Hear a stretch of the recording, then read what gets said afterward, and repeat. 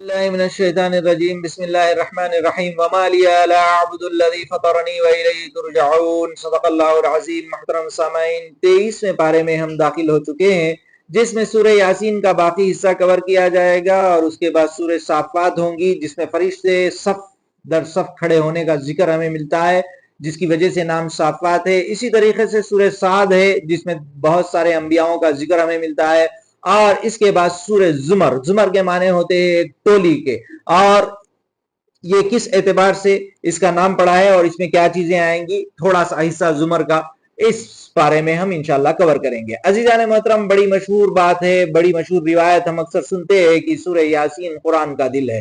ویسے تو قرآن کا ہر حصہ بے حد اہم ہے، کیونکہ سب سے بڑی بات یہ ہے کہ یہ اللہ رب العزت کی طرف سے اللہ رب العزت کی طرف سے نازل کیا گیا ہے، اور تمام نوع انسانی کے لیے اس میں ہر چیز میں اللہ رب العزت نے اللہ کی نشانیاں اس طریقے سے بیان کی ہے کہ لوگ جو بصیرت رکھتے ہیں اس سے نصیحت حاصل کرے، اور اسی طریقے سے قرآن کریم کی جو سورت ہے سورہ یاسین، بڑی ہی خوبصورتی کے ساتھ ہر انسان کو سمجھ میں آ جائے۔ اس میں ایسے مضامین اللہ رب العزت نے واضح طور پر بیان کیے۔ اور عزیزان محترم، قرآن جب ہم پڑھتے ہیں صرف اپنے دل کی خوشی کے لیے یا اطمینان کے لیے پڑھنے والی چیز نہیں ہے، بلکہ تلاوت کے اندر ہی یہ مفہوم ہے کہ ہم اس پر عمل کریں۔ تو اس کا مقصد یہ ہے کہ انسان کے اندر جستجو پیدا ہونے کے بعد کا جو مرحلہ ہے وہ ہمارے اندر آ جائے کہ ہم اس پر تلاوت کریں۔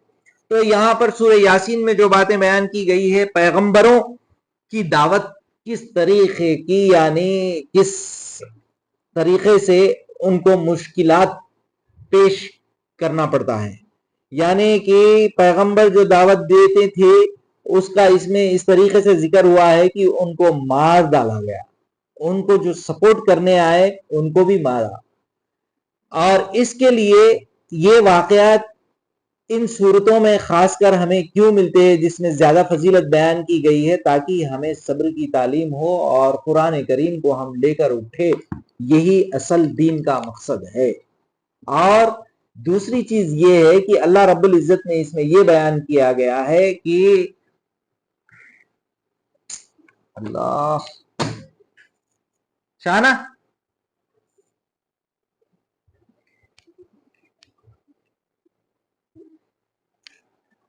شانہ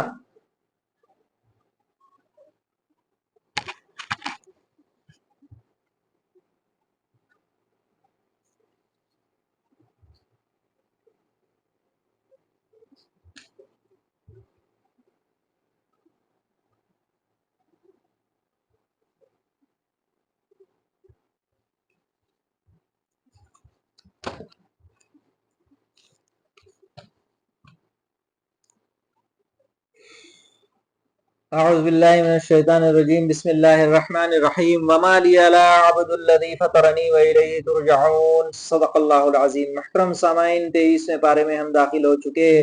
سورہ یاسین کا کچھ حصہ اور اس کے بعد سورہ صافات ہوں گی، اور اسی طریقے سے سورہ صاد اور سورہ زمر کا کچھ حصہ ہوگا۔ عزیزان محترم، سورہ یاسین بڑی ہی مشہور سورت ہے، اکثر بالخصوص ہند و پاک میں۔ اعوذ باللہ من الشیطان الرجیم بسم اللہ الرحمن الرحیم وما لی لا اعبد الذی فطرنی والیہ ترجعون صدق اللہ العظیم۔ محترم سامعین، 23ویں پارے میں ہم داخل ہو چکے ہیں۔ آج انشاءاللہ 23ویں پارے کا مختصر خلاصہ بڑی تیزی کے ساتھ آپ کی خدمت میں رکھنے کی کوشش کروں گا۔ سورہ یاسین کا باقی حصہ اور اسی طریقے سے سورہ صافات پوری کی پوری آئیں گی اس میں، اور سورہ صاد آئیں گا اس میں، جس میں کچھ انبیاؤں کا ذکر ہے بڑی خوبصورتی کے ساتھ، اور اسی طریقے سے سورہ زمر کا کچھ حصہ آپ کے سامنے رکھنے کی میں کوشش کروں گا، جو موٹی موٹی باتیں ہیں۔ سورہ یاسین بڑی مشہور سورت ہے، اسے قرآن کا دل بھی کہا جاتا ہے اکثر طور پر۔ عزیزان محترم، جب ہم قرآن پڑھتے ہیں اس کا ہرگز یہ معنی نہیں کہ ہم صرف قرآن پڑھ کر بس خوش ہو جائیں۔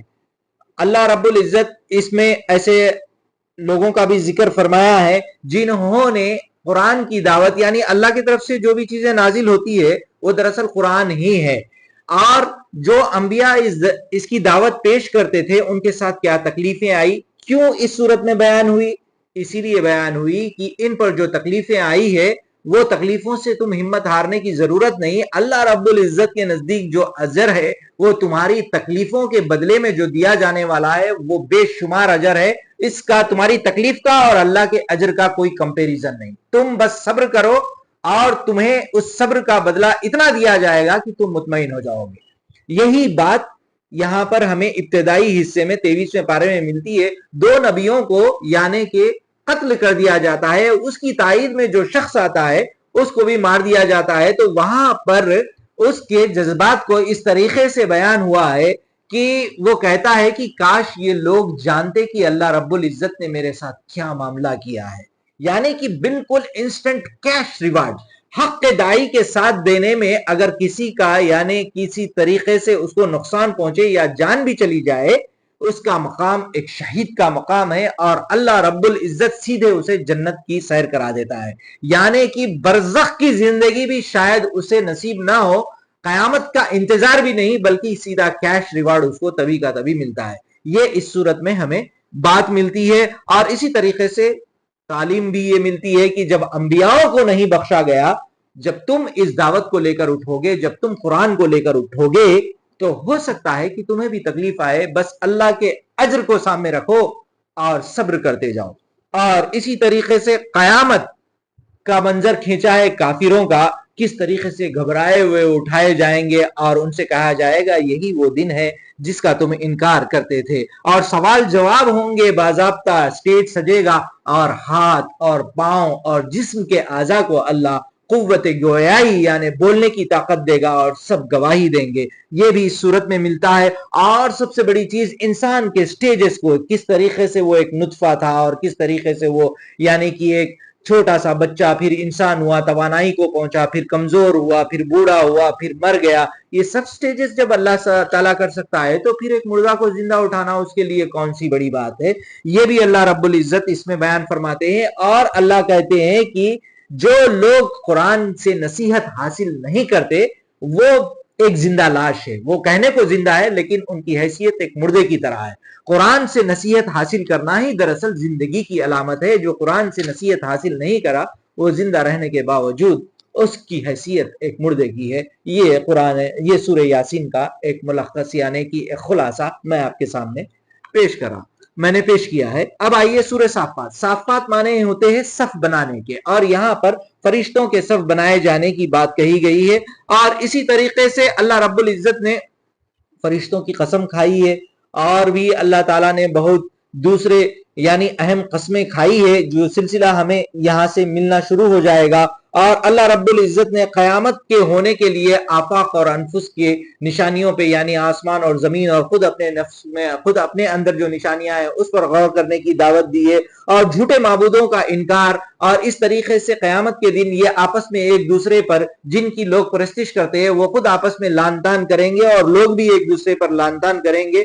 اور حضور کو شاعر اور دیوانہ جس طریقے سے یہ لوگ کہتے تھے ان کو کس طریقے کی سزائیں دی جائے گی اس پر بھی اللہ رب العزت نے اس میں بیان فرمایا ہے. اور جنتیوں اور جہنمیوں کا نقشہ اللہ رب العزت نے اس میں کھینچا ہے. اور اس کے بعد جیسے میں نے بیان کیا ہے کہ نوح علیہ السلام کا واقعہ کہ قوم نے ان کی دعوت کو کس طریقے سے انکار کیا, ابراہیم علیہ السلام کا واقعہ بالخصوص وہ واقعہ جس میں اسماعیل علیہ السلام کے تعلق سے ابراہیم علیہ السلام کو خواب میں دکھایا جاتا ہے. بڑی ہی یعنی کم سنی کی عمر میں جب وہ پہنچتے ہیں چلنے پھرنے لگتے ہیں. عزیزان محترم, ابراہیم علیہ السلام کے مقام تو اتنا عظیم ہے, ان کے واقعات کو دیکھنے کے بعد انسان کا دل اگر تڑپ نہ اٹھے, لرز نہ اٹھے اور ایمان اگر جاگ نہ جائے تو میں سمجھتا ہوں کہ انسان کے اندر ایمان کی رمق بھی باقی نہیں. یعنی کہ کتنی بڑی عظیم قربانیاں ابراہیم علیہ السلام نے دی. ایک تو اپنے والدین اپنے باپ کو چھوڑا, اپنے ملک کو چھوڑا, اور ایسے ویسے معمولی باپ کو نہیں, پروہت تھے وہ یعنی اس دور میں اقتدار رکھنے والے, ان کو چھوڑا, ملک کو چھوڑا, اور یعنی کہ بیوی بالکل ضعیفی کی عمر میں پہنچنے کے بعد اللہ رب العزت نے انہیں اولاد دی. وہ اولاد جب کم سنی کی عمر کو بالکل یعنی کہ پیار محبت, سوچئے گا عزیزان محترم بالخصوص والدین اپنے کمسن بچے کو لے کر کتنا حساس اور کتنا جذباتی ہوتا ہے. ایسے موقع پر اللہ رب العزت ابراہیم علیہ السلام کو خواب میں بتاتے ہیں کہ اپنے بیٹے کو ذبح کرنا. सोचिएगा। और ये जिक्र इब्राहिम अलैहिस्सलाम अपने बेटे से करते, वो बच्चा भी कहता है कि अल्लाह अल्लाह ऐ मेरे अब्बा जान, आप मुझे यानी कि एक मुस्तकिल मिजाज पाएंगे, यानी कि आपको जो हुक्म हुआ है कर गुजरिए। और ये वाकया इस सूरत में हमें मिलता है सूरह साफ़ात में। इब्राहिम अलैहिस्सलाम अपने बेटे को जब लेकर जाते हैं ज़ुबा करने के लिए, जब उनमें पेशानी के बल गिराते हैं और ज़ुबा करने के लिए जब लिटाते हैं, तो अल्लाह रब्बुल इज़्ज़त उनके बदले में दुम्बा डाल देते हैं, और यही चीज़ अल्लाह रब्बुल इज़्ज़त कहते हैं कि तुम इम्तिहान में कामयाब हो गए। ये जिक्र भी हमें इस सूरत में मिलता है। अज़ीज़ान मोहतरम, इसमें बहुत बड़ी नसीहत है। दीन इस्लाम की तबलीग, दीन इस्लाम पर अमल कुर्बानी चाहता है, और ये कुर्बानी बार बार इब्राहिम अलैहिस्सलाम की हमारे सामने इसलिए जिक्र की गई है कि हमारी कुर्बानी का हम मुआवजा करें कि हम कितनी कुर्बानी दे रहे हैं। और इसी तरीके से ईसा अलैहिस्सलाम के अता करने की बात, और इब्राहिम अलैहिस्सलाम के ताल्लुक से अल्लाह ने फरमाया कि वो कल्बे सलीम थे, यानी कि बिल्कुल स्ट्रेट फॉरवर्ड इंसान थे। और ईसा अलैहिस्सलाम के साथ साथ अल्लाह रब्बुल इज़्ज़त ने एक बहुत बड़ी बात इस सूरत में ये भी बयान फरमाई है कि हमने जो नेकूकार है उन्हें दर्जा दिया, और इनमें से कुछ जो जालिम है हम उन्हें इससे यानी इन नेमतों से महरूम रखेंगे, जो अपनी जानों पर जुल्म करते हैं, यानी मुशरिक भी होंगे। इसके बाद मूसा अलैहिस्सलाम और हारून अलैहिस्सलाम, और इसी तरीके से बहुत कम जिनका हमें जिक्र मिलता है कुरान में, इलियास अलैहिस्सलाम का, वो इस सूरत में हमें मिलता है कि यानी कि एक बाल नामी बुत की जो पूजा करते थे उनकी कौम, उनको दावत देते हैं तौहीद की, और वो नहीं मानते, उन पर भी जो है सो अजाब का जिक्र इसमें हमें मिलता है। और यूनुस अलैहिस्सलाम का वाकया बड़ी ही यानी कि जिस तरीके से वो लोगों को छोड़कर चले जाते हैं समंदर के किनारे कश्ती के पास, और वहां पर कश्ती में वजन ज्यादा हो जाता है, किसी एक बंदे को जो है सो समंदर में फेंकने की बात, अल्लाह रब्बुल इज्जत का इरादा जब हो जाए तो आप चाहे कितनी भी मिन्नतें कर ले, बार बार खुरा डाली जाती है और यूनुस अलैहिस्सलाम का नाम आता है, और यूनुस अलैहिस्सलाम को समंदर में फेंक दिया जाता है, और वो मछली के पेट में पनाह अल्लाह रब्बुल इज्जत उन्हें देते हैं। और मछली के पेट के अंधेरे में समंदर, समंदर का अंधेरा, फिर मछली का पेट, उसके अंधेरे में अल्लाह रब्बुल इज्जत उस यानी कि यूनुस अलैहिस्सलाम की दुआ सुनते हैं, सुनते ही नहीं बल्कि उन्हें बिल्कुल कबूल भी करते हैं। और अगर यूनुस अलैहिस्सलाम अल्लाह को नहीं पुकारते तो कयामत तक उसी मछली के पेट में रहते। ये बात भी हमें इस सूरत में मिलती है, और ये एक हमारे लिए नसीहत है कि सुनने वाली जात सिर्फ अल्लाह की है, और चाहे अंबिया हो, अगर उनसे निसियान हो जाए तो अल्लाह की गिरफ्त से कोई नहीं बच सकता। और एक बड़ी दूसरी मोटी बात, जो बड़े होते हैं ना उनकी छोटी गलती भी बड़ी हो जाती है, और जो छोटे होते हैं उनकी बड़ी गलती भी छोटी हो जाती है।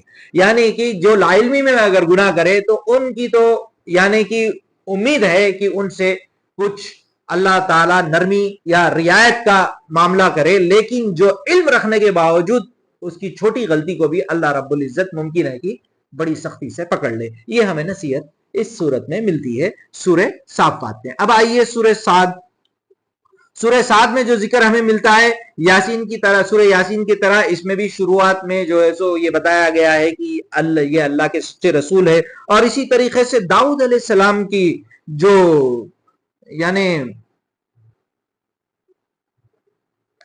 और इसी तरीके से कट कर दो, चलते हैं बड़ी तेजी के साथ सूरह साद के मुख्तसर खुलासे की तरफ। इसके बाद सूरह जुमर आएगा, कुछ हिस्सा उसका भी इंशाअल्लाह इसमें कवर किया जाएगा।